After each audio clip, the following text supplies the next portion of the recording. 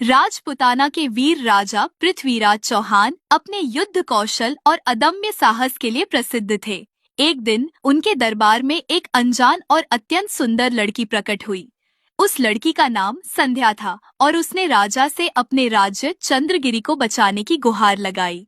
संध्या ने बताया कि एक शक्तिशाली जादूगर ने उसके राज्य और परिवार को अपने जादू से कैद कर लिया है।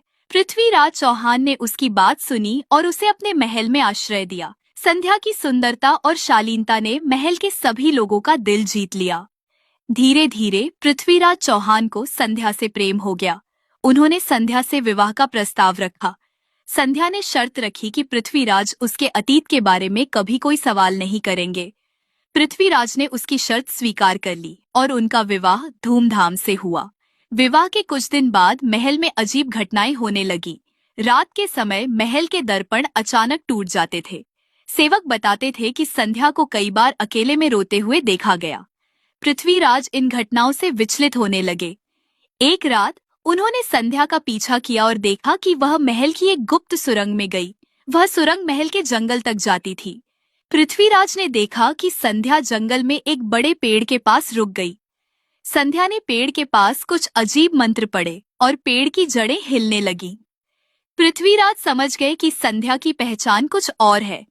अगले दिन पृथ्वीराज ने अपने गुप्तचरों को संध्या पर नजर रखने का आदेश दिया।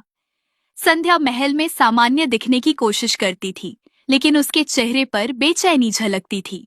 गुप्तचरों ने बताया कि संध्या हर रात जंगल जाती थी। एक रात पृथ्वीराज ने संध्या का सामना किया और उससे सच्चाई जाननी चाहिए।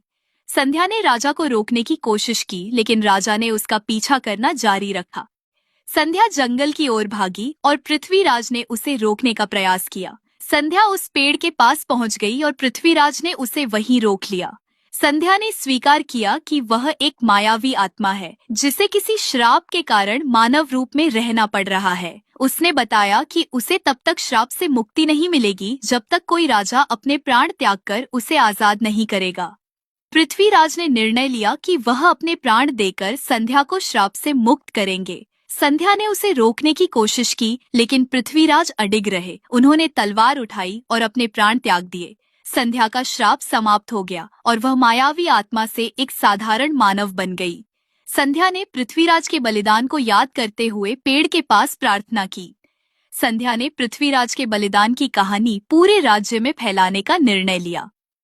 संध्या ने पृथ्वीराज के नाम पर एक स्मारक बनवाने की शुरुआत की।